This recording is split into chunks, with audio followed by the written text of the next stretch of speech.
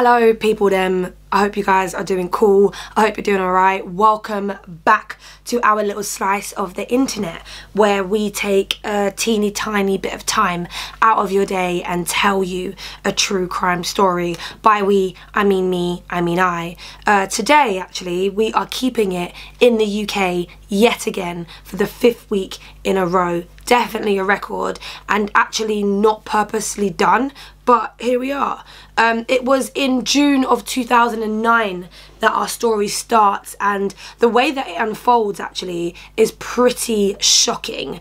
43-year-old Suzanne Rushworth disappeared on the 22nd of June 12 years ago, and that marked the start of a series of events that would leave Bradford in West Yorkshire and actually the world absolutely rattled. So 10 minutes are on the clock. I'm Yinka Bokinni and welcome to the anniversary. Shwa-na-na-na, shwa-na-na-na, shwa-na-na-na, shwa-na-na-na, shwa-na-na-na, shwa-na-na-na. The man who is responsible for the crimes that I'm going to be talking to you about today has been described as a crazed killer, someone who was only out for notoriety and fame. He's been called needy and weedy, a wannabe serial killer, and while we are going to speak a lot today about Stephen Griffiths, our story begins with Suzanne, and she had been working as a sex worker for 3 years. She'd been battling a heroin addiction. Suzanne lived a very, very regular life. She was married, she had some kids, but by the time she was 35 she was a single mum to 3 children after her first marriage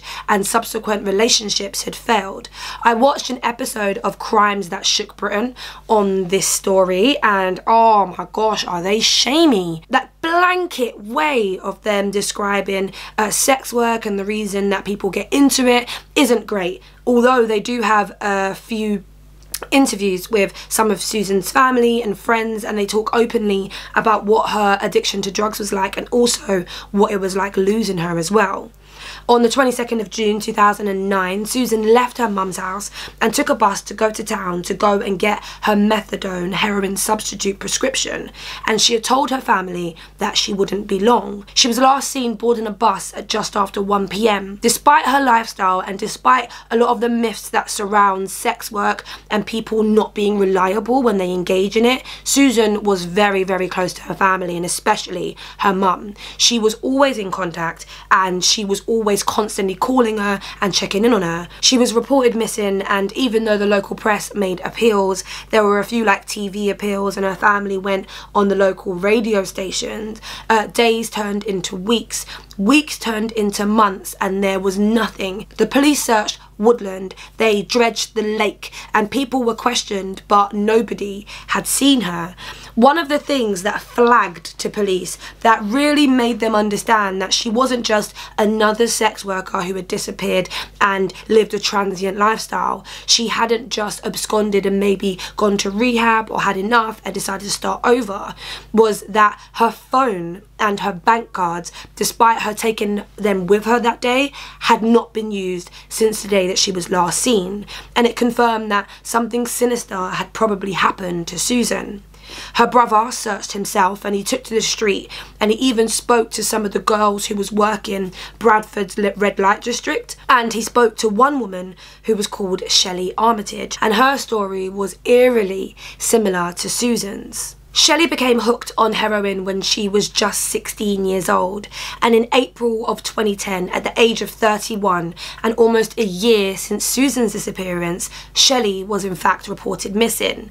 She had failed to return home after being in town with her parents. They were chatting on the roads and then they went their separate ways, and since then no one had seen her. Police began their search for yet another missing woman, but they didn't really get anywhere.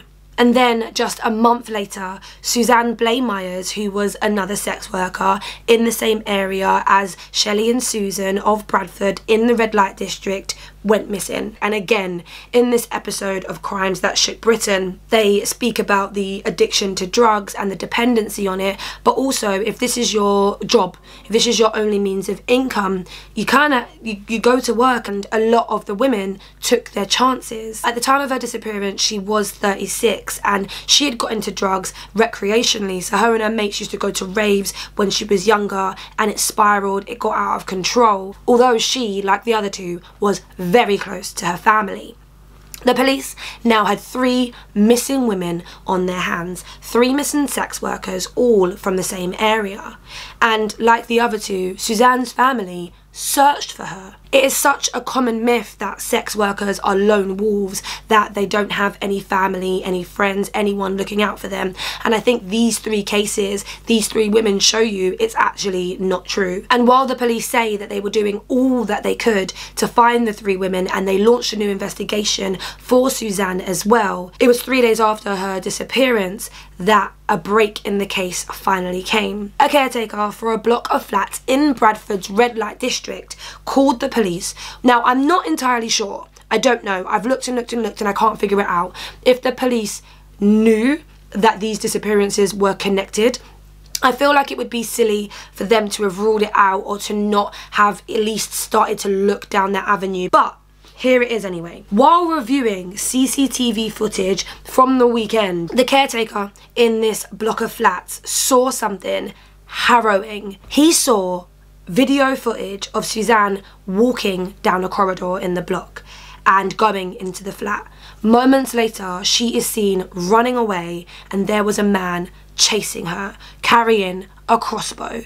And this is the thing about CCTV that just, it's the most harrowing piece of evidence. There's a series that's called See No Evil, and it focuses on CCTV and how it's used to convict killers. One of the things about it, and it's mirrored in this case, is that when you're watching video evidence of somebody's last moments, you wish that you could just reach in and tell them that don't go into that flat or don't turn that corner, and you can't. It's a snapshot of someone's last moments, and there's nothing you can do. You can't warn them because the moment has passed. On the CCTV, you can see the man firing 2 arrows at Suzanne.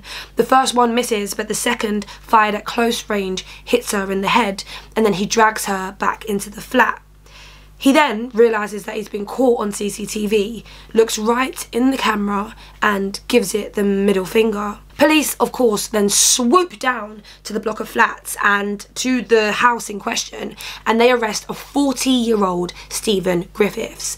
Now, he is taken into police custody, and when he's at the station, during his police interview, he doesn't really seem to care. Now, at first, he seems super forthcoming with information. He kind of just tells police what they need to know, and very quickly they realise it's not going to be as plain sailing as it initially seemed like it was going to be. A little bit about Stephen himself. He was known in his area for torturing animals.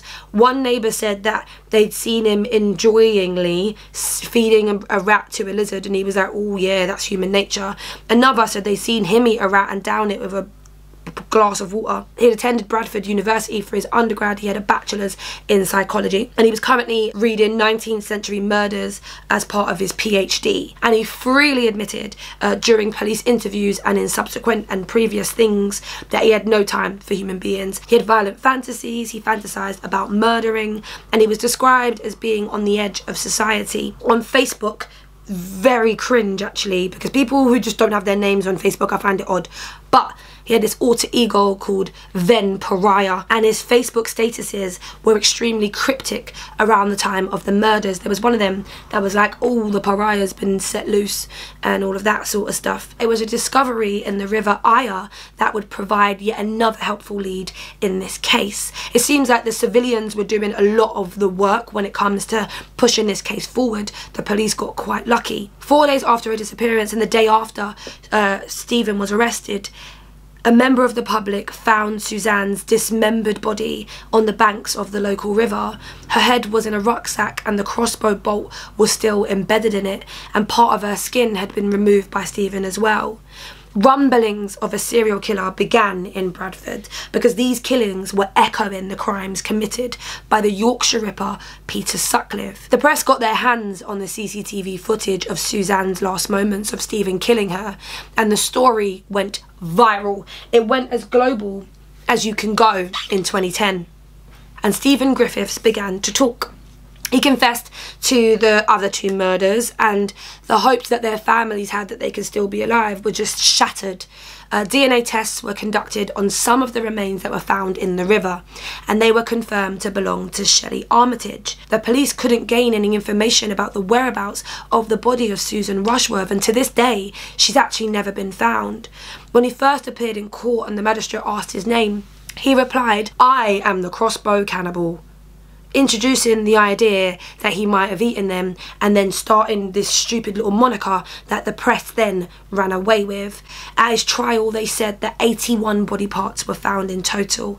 There was blood splatter in his flat, in the bathroom, in the bedroom, even on the cooker, further pushing the idea that he consumed parts of his victims. And on the 21st of December 2010, Stephen Griffiths was convicted of all 3 murders after pleading guilty. Mr. Justice Openshaw, he sentenced him to a life imprisonment, which is a whole life order, meaning that he will never become eligible for parole. Now, Shelley Armitage's family, they didn't have a body to bury because only a small part of her was found. Susan Rushworth's family have never found her body, and the Crossbow Cannibal, as he likes to be known, Stephen Griffiths, has never said where she is. And there you have it, the story of Stephen Griffiths, aka the Crossbow Cannibal, as he likes to be known, who started his killing spree, we think, this week 12 years ago. I've stuck all of the research that I've used in the description box, which includes that episode 2 Crimes That Shook Britain. They Walk Among Us is a podcast series that I listen to religiously, and I think it's a 2-part that is on this case. Part 1 is in the bio, and all of the articles that I used as well. So please take advantage and have a little cheeky research for yourself, because of course I can never ever fit it all in during the time that I've allocated myself. Thank you for listening, watching, and bearing with my hay-fevered, overworked voice. There's one more thing. Yes, True Crime Daily Instagram update thingamajigs. I'll put the link in the description and the handle just here for you to have a look at. And that's it. I'll see you next week for another dose of bite-sized true crime. I hope that you guys stay safe, have a good week, and thank you for rocking with me.